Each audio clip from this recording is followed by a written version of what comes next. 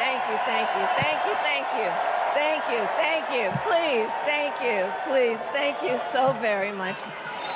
Thank you, everyone. Thank you, everyone. Thank you. Okay, let's get to business. Let's get to business. All right. So let me start by thanking my most incredible husband, Doug, for being an incredible partner to me, an incredible father to Cole and Ella, and happy anniversary, Dougie. I love you so very much. To our President Joe Biden, when I think about the path that we have traveled together, Joe, I am filled with gratitude. Your record is extraordinary, as history will show, and your character is inspiring. And Doug and I love you and Jill and are forever thankful to you both.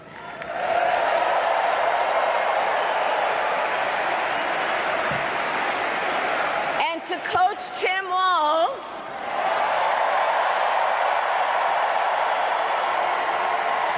you are going to be an incredible vice president.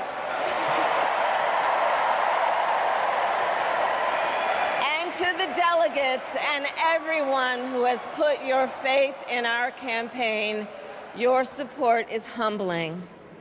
So, America, the path that led me here in recent weeks was no doubt unexpected. But I'm no stranger to unlikely journeys. So, my mother, our mother, Kamala Harris, had one of her own. And I miss her every day, and especially right now. And I know she's looking down smiling.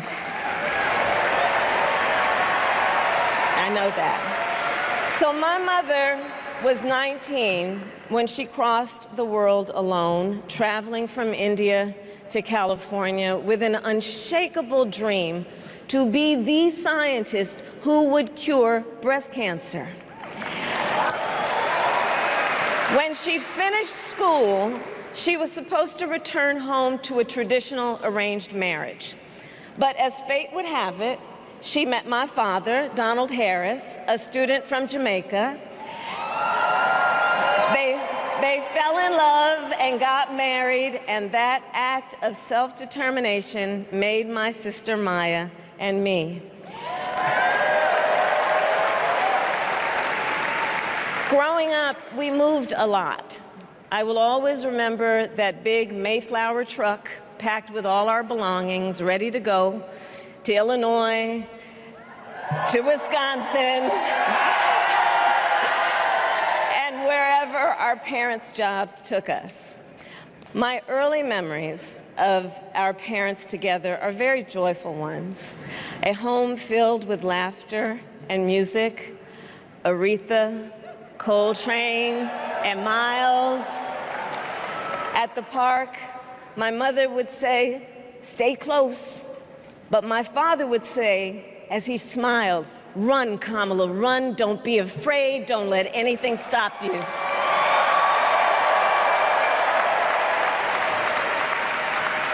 From my earliest years, he taught me to be fearless.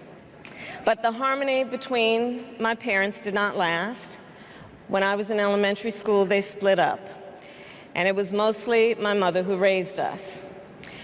Before she could finally afford to buy a home, she rented a small apartment in the East Bay. In the Bay,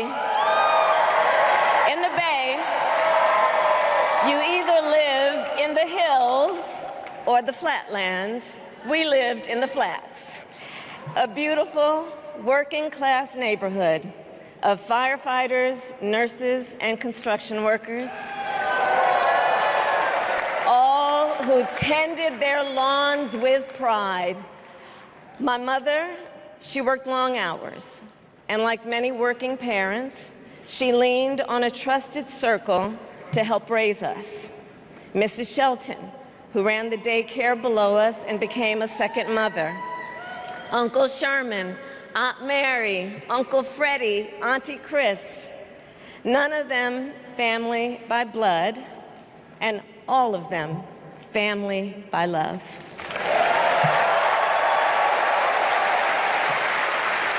Family who taught us how to make gumbo, how to play chess, and sometimes even let us win.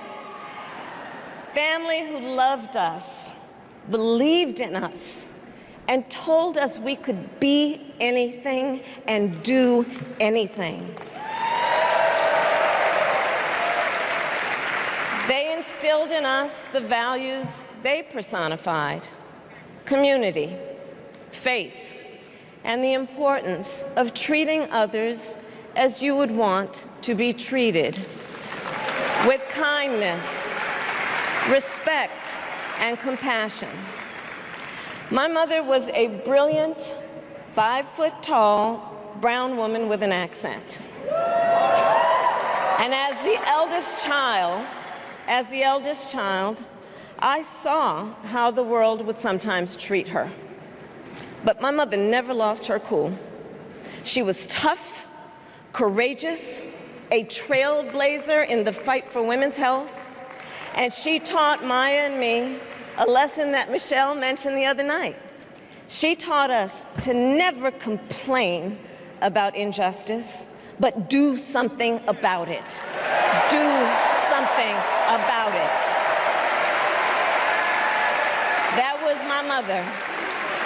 And she taught us, and she also taught us, and never do anything half-assed. And that is a direct quote. A direct quote. I grew up immersed in the ideals of the civil rights movement. My parents had met at a civil rights gathering, and they made sure that we learned about civil rights leaders, including the lawyers like Thurgood Marshall and Constance Baker Motley, those who battled in the courtroom to make real the promise of America. So at a young age, I decided I wanted to do that work. I wanted to be a lawyer. And when it came time to choose the type of law I would pursue, I reflected on a pivotal moment in my life. You see, when I was in high school, I started to notice something about my best friend, Wanda. She was sad at school, and there were times she didn't want to go home. So one day I asked if everything was all right, and she confided in me that she was being sexually abused by her stepfather. And I immediately told her she had to come stay with us, and she did. This is one of the reasons I became a prosecutor, to protect people like Wanda, because I believe everyone has a right to safety, to dignity, and to justice.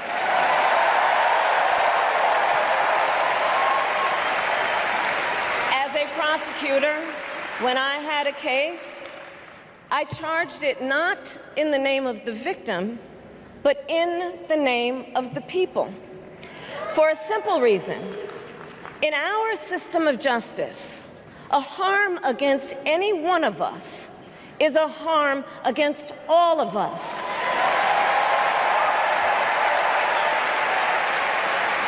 And I would often explain this to console survivors of crime, to remind them no one should be made to fight alone. We are all in this together.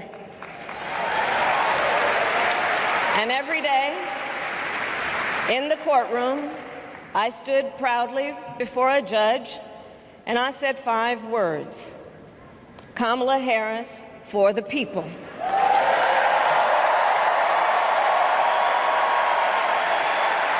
And to be clear, my entire career, I've only had one client, the people. And so, on behalf of the people, on behalf of every American, regardless of party, race, gender, or the language your grandmother speaks, on behalf of my mother and everyone who has ever set out on their own unlikely journey, on behalf of Americans like the people I grew up with, people who work hard, chase their dreams, and look out for one another, on behalf of everyone whose story could only be written in the greatest nation on earth, I accept your nomination to be President of the United States of America.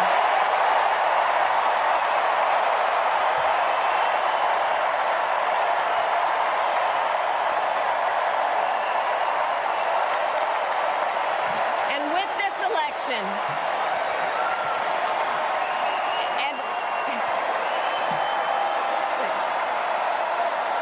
with this election,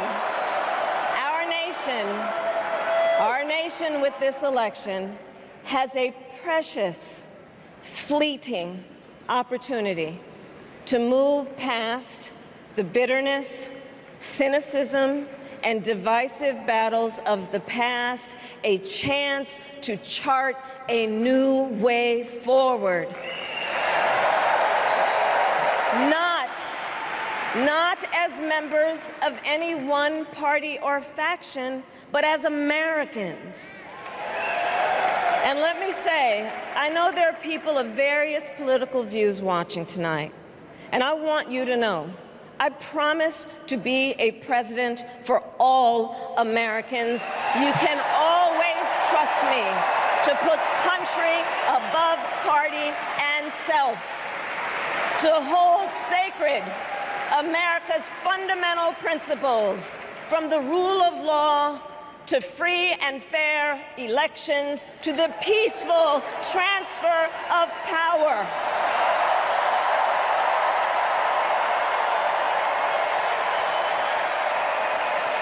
I will be a president who unites us around our highest aspirations, a president who leads and listens, who is realistic, practical, and has common sense, and always fights for the American people. From the courthouse to the White House, that has been my life's work. As a young courtroom prosecutor in Oakland, California, I stood up for women and children against predators who abuse them. As Attorney General of California, I took on the big banks, delivered $20 billion for middle-class families who faced foreclosure, and helped pass a homeowner Bill of Rights, one of the first of its kind in the nation.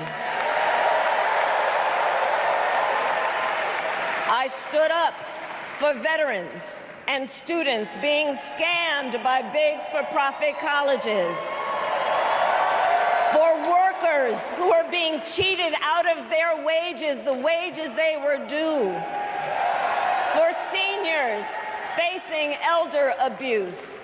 I fought against the cartels who traffic in guns and drugs and human beings, who threaten the security of our border and the safety of our communities.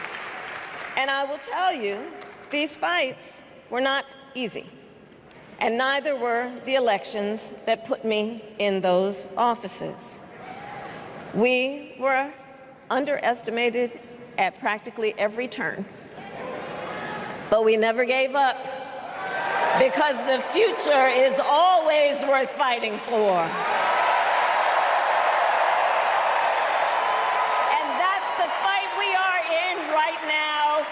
Fight for America's future.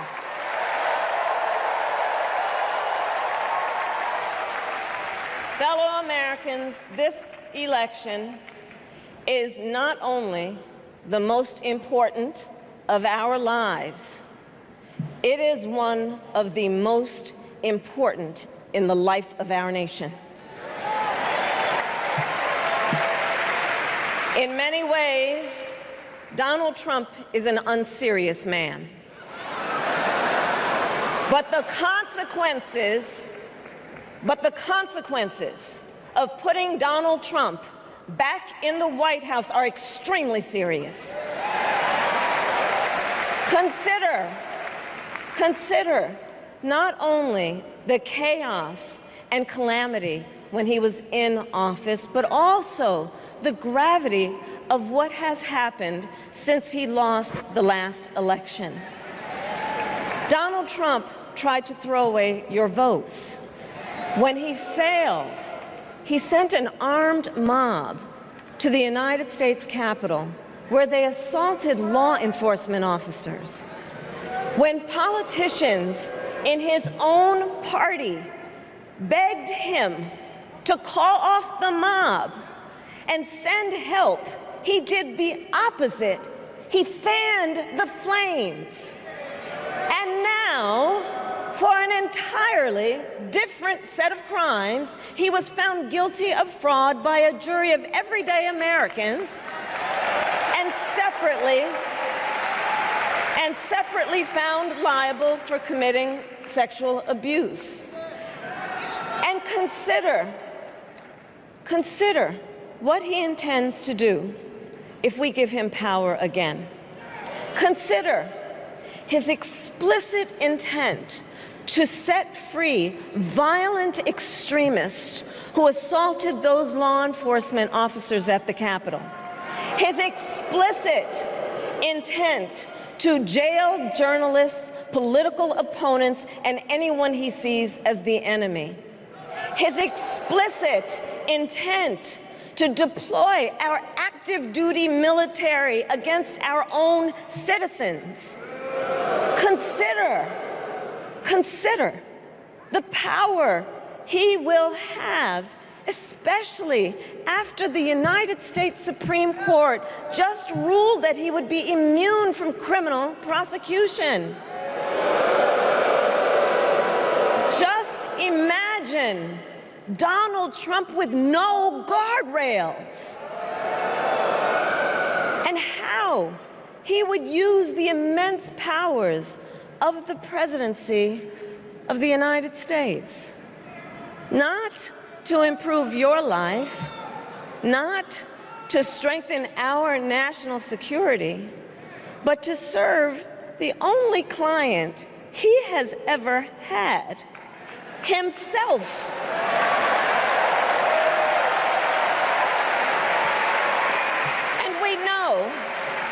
And we know what a second Trump term would look like. It's all laid out in Project 2025, written by his closest advisors, and its sum total is to pull our country back to the past.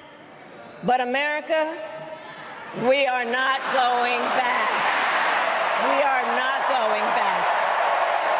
We are not going back.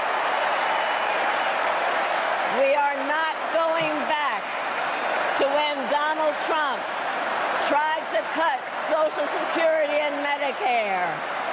We are not going back to when he tried to get rid of the Affordable Care Act, when insurance companies could deny people with pre-existing conditions. We are not going to let him eliminate the Department of Education that funds our public schools. We are not going to let him end programs like Head Start that provide preschool and child care for our children. America, we are not going back.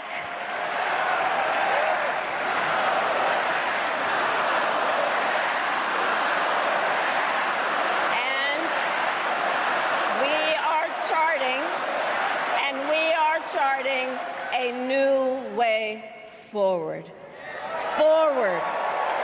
To a future with a strong and growing middle class, because we know a strong middle class has always been critical to America's success. And building that middle class will be a defining goal of my presidency.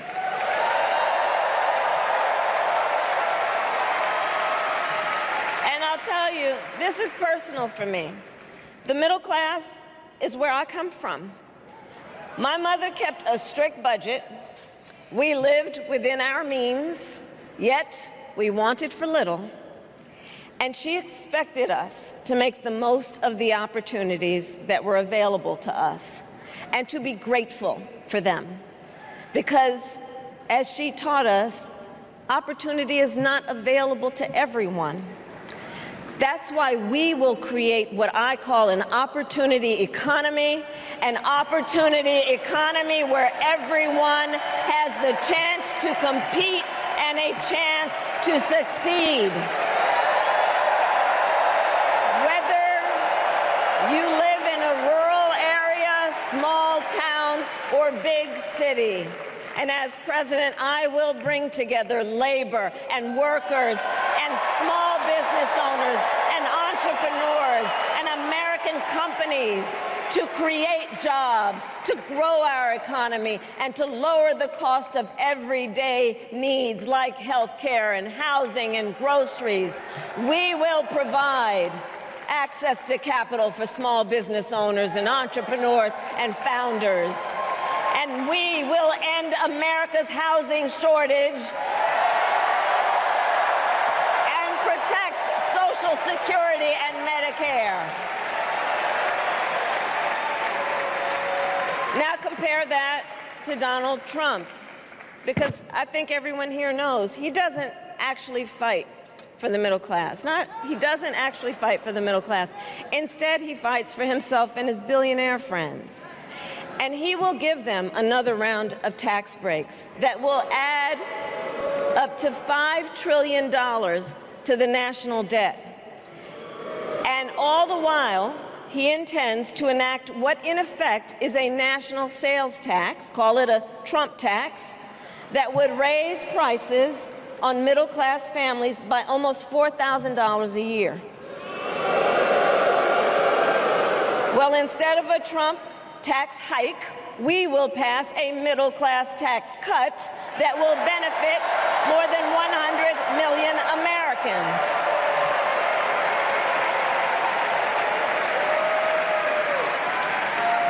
Friends, I believe America cannot truly be prosperous unless Americans are fully able to make their own decisions about their own lives, especially on matters of heart and home. But tonight, in America, too many women are not able to make those decisions. And let's be clear about how we got here. Donald Trump handpicked members of the United States Supreme Court to take away reproductive freedom. And now he brags about it. In his words, quote, "I did it and I'm proud to have done it," end quote. Well, I'll tell you, over the past 2 years, I've traveled across our country, and women have told me their stories. Husbands and fathers have shared theirs. Stories of women miscarrying in a parking lot, developing sepsis, losing the ability to ever again have children, all because doctors are afraid they may go to jail for caring for their patients. Couples just trying to grow their family, cut off in the middle of IVF treatments. Children who have survived sexual assault, potentially being forced to carry a pregnancy to term. This is what's happening in our country because of Donald Trump. And understand, he is not done. As a part of his agenda, he and his allies would limit access to birth control, ban medication abortion, and enact a nationwide abortion ban with or without Congress. And get this, he plans to create a national anti-abortion coordinator and force states to report on women's miscarriages and abortions. Simply put, they are out of their minds.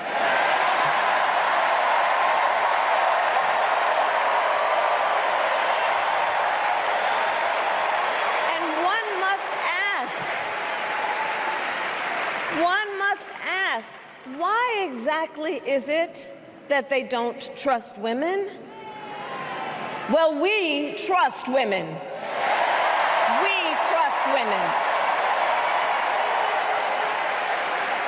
And when Congress passes a bill to restore reproductive freedom, as President of the United States, I will proudly sign it into law.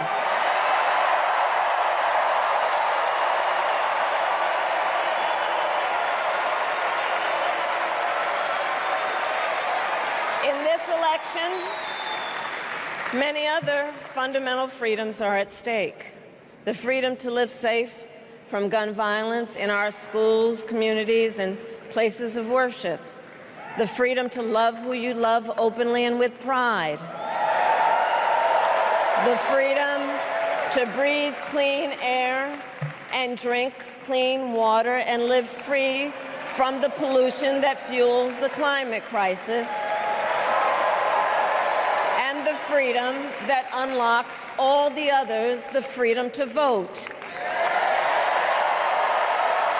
With this election, we finally have the opportunity to pass the John Lewis Voting Rights Act and the Freedom to Vote Act.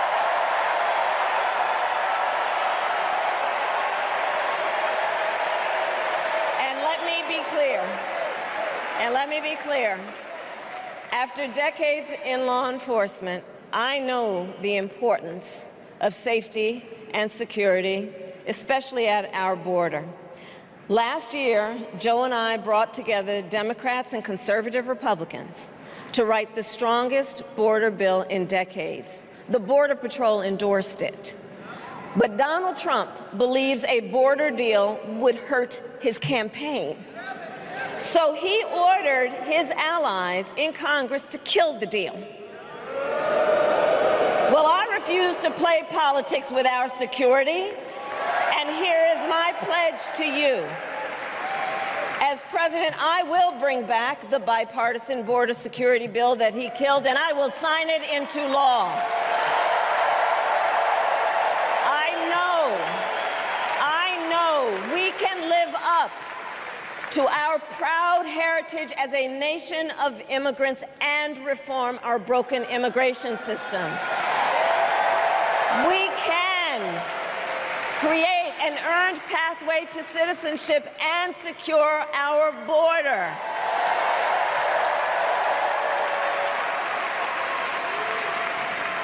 And America, we must also be steadfast in advancing our security and values abroad. As Vice President, I have confronted threats to our security, negotiated with foreign leaders, strengthened our alliances, and engaged with our brave troops overseas. As Commander-in-Chief, I will ensure America always has the strongest, most lethal fighting force in the world, and I will fulfill our sacred obligation to care for our troops and their families, and I will always honor and never disparage their service and their sacrifice.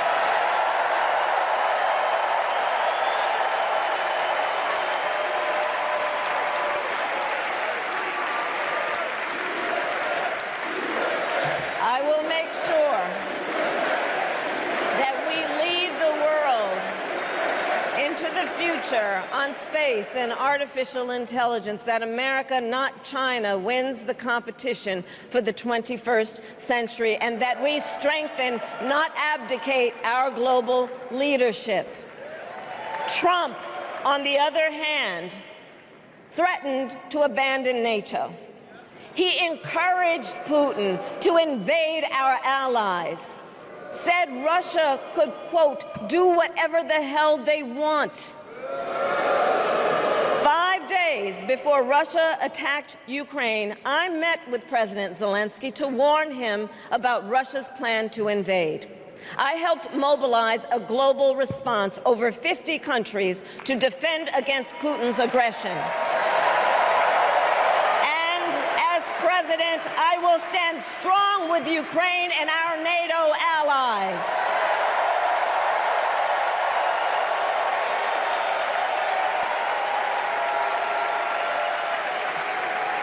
With respect to the war in Gaza, President Biden and I are working around the clock because now is the time to get a hostage deal and a ceasefire deal done.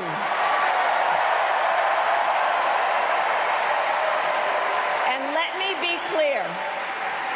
me be clear, I will always stand up for Israel's right to defend itself, and I will always ensure Israel has the ability to defend itself, because the people of Israel must never again face the horror that a terrorist organization called Hamas caused on October 7,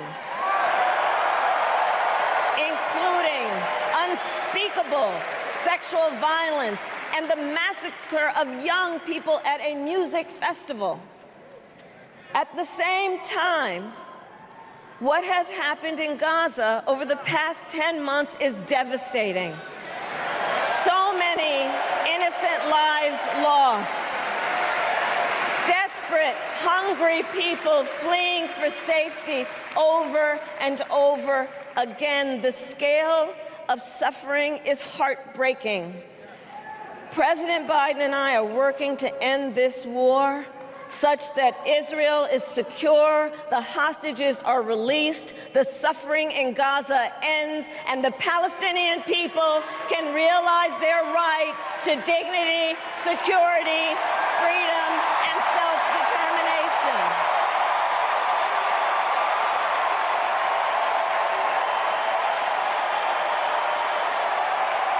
And know this, I will never hesitate to take whatever action is necessary to defend our forces and our interests against Iran and Iran-backed terrorists. I will not cozy up to tyrants and dictators like Kim Jong-un, who are rooting for Trump,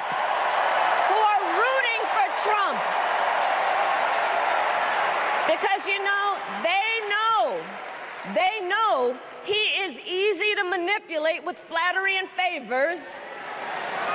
They know Trump won't hold autocrats accountable because he wants to be an autocrat himself. And as president, I will never waver in defense of America's security and ideals, because in the enduring struggle between democracy and tyranny, I know where I stand and I know where the United States belongs.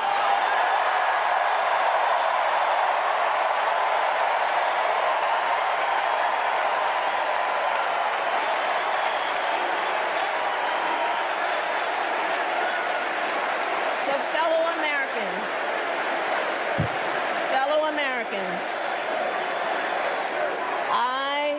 I love our country with all my heart. Everywhere I go, in everyone I meet, I see a nation that is ready to move forward, ready for the next step in the incredible journey that is America.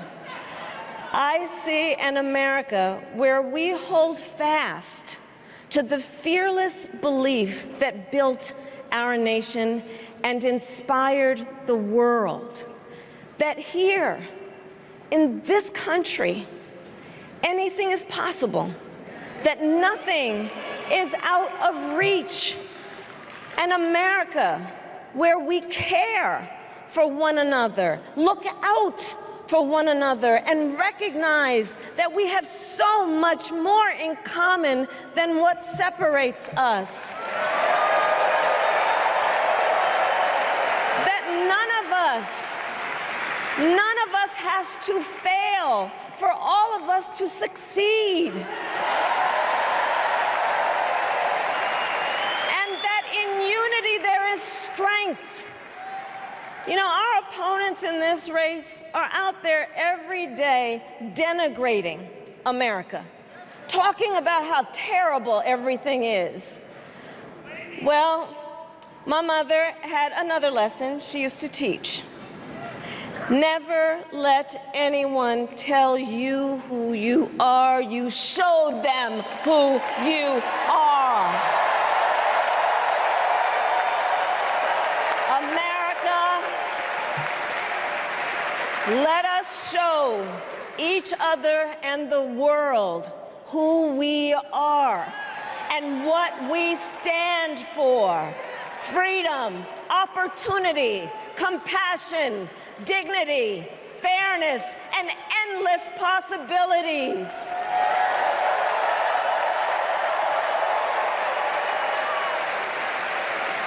We are the heirs to the greatest democracy in the history of the world.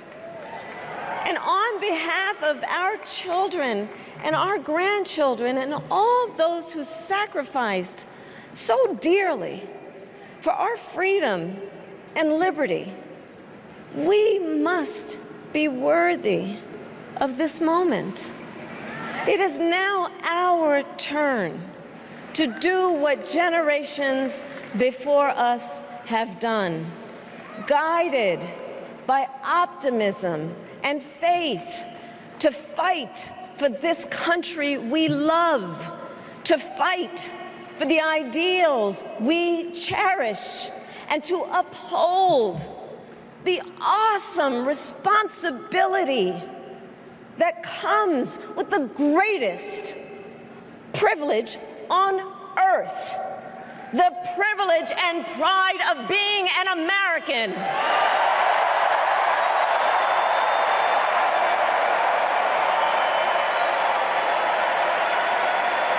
So let's get out there, let's fight for it, let's get out there, let's vote for it, and together let us write the next great chapter in the most extraordinary story ever told.